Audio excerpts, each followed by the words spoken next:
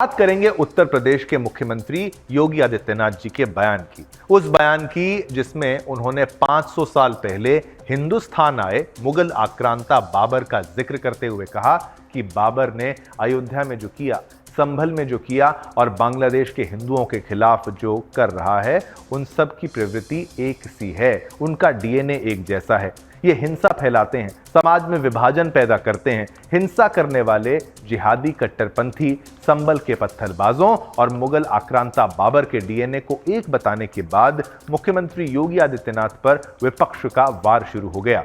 सपा प्रमुख अखिलेश यादव ने मुख्यमंत्री का डीएनए टेस्ट कराने की बात कही तो उनके नेता स्वामी प्रसाद मौर्य ने उनके 4 कदम आगे बढ़कर प्रधानमंत्री मोदी और संघ प्रमुख माननीय परम पूजनीय श्री मोहन भागवत जी का डीएनए टेस्ट कराने की बात कह डाली।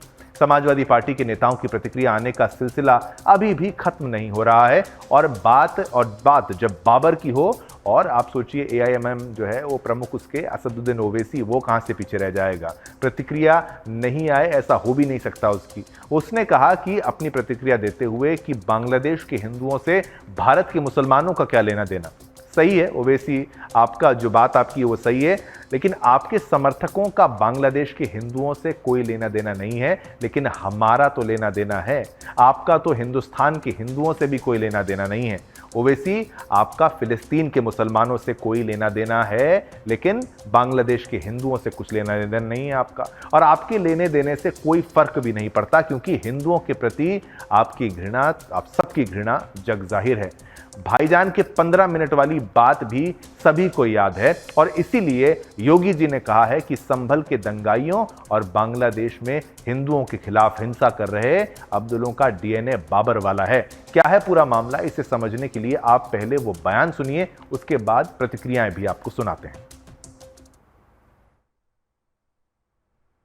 दुश्मन बगल के देश में किस प्रकार का कृत्य कर रहे हैं, याद रखना। किसी को अगर गलतफहमी हो, 500 वर्ष पहले बाबर के एक सिपह सालार ने जो काम अयोध्या में किया था,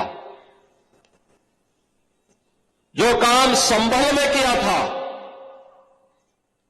और जो काम आज बांग्लादेश के अंदर हो रहा है, तीनों की प्रकृति, तीनों का डीएनए एक जैसा है।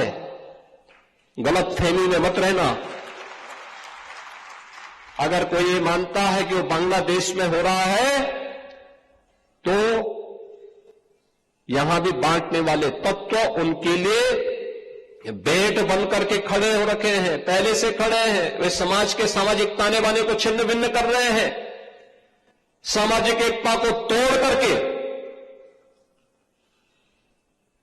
आपको बांट करके फिर काटने का और कटवाने का पूरा इंतजाम भी कर रहे हैं। मुझे नहीं पता कि मुख्यमंत्री जी कितना साइंस जानते हैं, मुख्यमंत्री जी ने कितनी बायोलॉजी पढ़ी है, मैं नहीं जानता हूं। लेकिन मैं उनसे एक बार निवेदन करना चाहता हूं कि बार बार वो डीएनए की बात कर रहे हैं, डीएनए की बात न किया करें। मैं आपके माध्यम से और बड़ी जिम्मेदारी से कह रहा हूं मैं कि वो डीएनए की बात न करें, और अगर डीएनए की बात करते हैं तो मैं भी अपना डीएनए और हम सब लोग अपना डीएनए चेक कराना चाहते हैं, और मुख्यमंत्री जी आप भी अपना डीएनए चेक करा दो। इसलिए मेरा निवेदन है कि डीएनए की बात मुख्यमंत्री जी को शोभा नहीं देती है। एक संत होकर के, योगी होकर के और भगवा पहनने के बाद उन्हें इस तरह की भाषा और इस तरह डीएनए की बात नहीं करनी चाहिए। ये माननीय मुख्यमंत्री की बड़बोलापन है। और डीएनए एक ही क्यों जांच कराएंगे?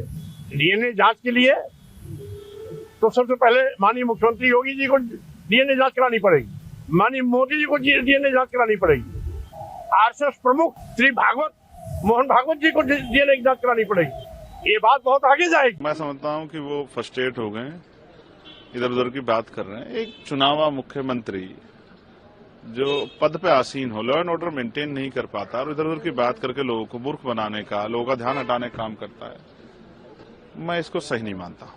मैं मानता हूं कि वो जिस पद पे उस पद की गरिमा बनाए रखने के साथ साथ उनको इस तरह के जो है शब्दों का प्रयोग करना चाहिए कि लोगों में विश्वास पैदा हो। देखिए, लगातार इस तरीके से वो टारगेट करके जो माइनॉरिटी पर अटैक करते हैं, मेरे ख्याल से वो बहुत गलत है। और जो संभल में हुआ है और जिसको वो 500 साल पहले से जोड़ रहे हैं, तो उस वक्त राजशाही शासन हुआ करते थे, अब हमारे यहाँ लोकतंत्र चल रहा है। अगर हम लोकतंत्र में भी वही रवैया अपनाएंगे तो हम में और उनमें कोई फर्क नहीं रह जाएगा। फसल के दाम पे बात मत कीजिए, अपने रोजगार पे बात मत कीजिए, यूपी के स्कूल 50,000 जो बंद हो रहे हैं उस पर बात मत कीजिए, बिजली महंगी हो रही है उस पर बात मत कीजिए।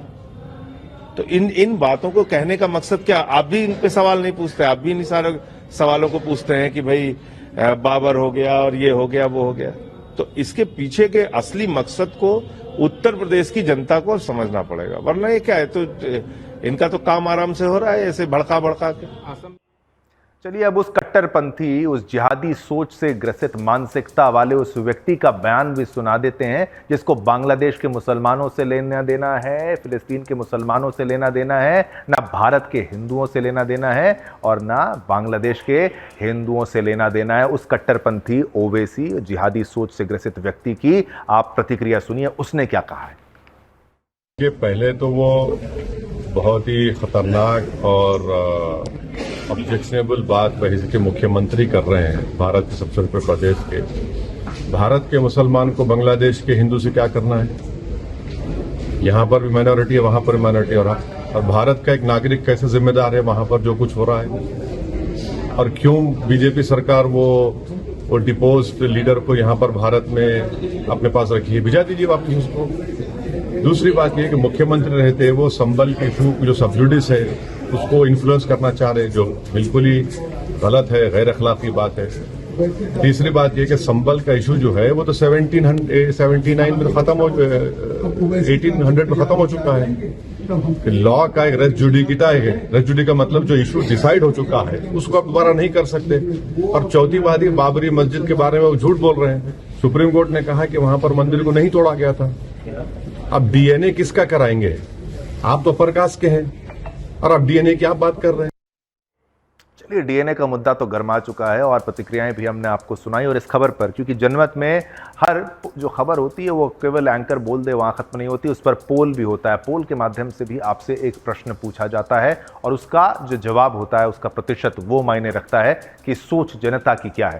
संभल और बांग्लादेश के जिहादियों की बात हमने की है, क्या उनके बीच में कनेक्शन है, उनके डीएनए क्या एक हैं, ये भी आप समझ लीजिए। प्रतिक्रिया आपने दी, हाँ में जवाब देने वाले 97%, 97% और ना में जवाब देने वाले 3% यहां पर हैं। तो देखिए, आप जो पोल में जवाब देते हैं एज इट इज आपको दिखाते हैं और आपका मत हम हर बार जनमत में दिखाते हैं।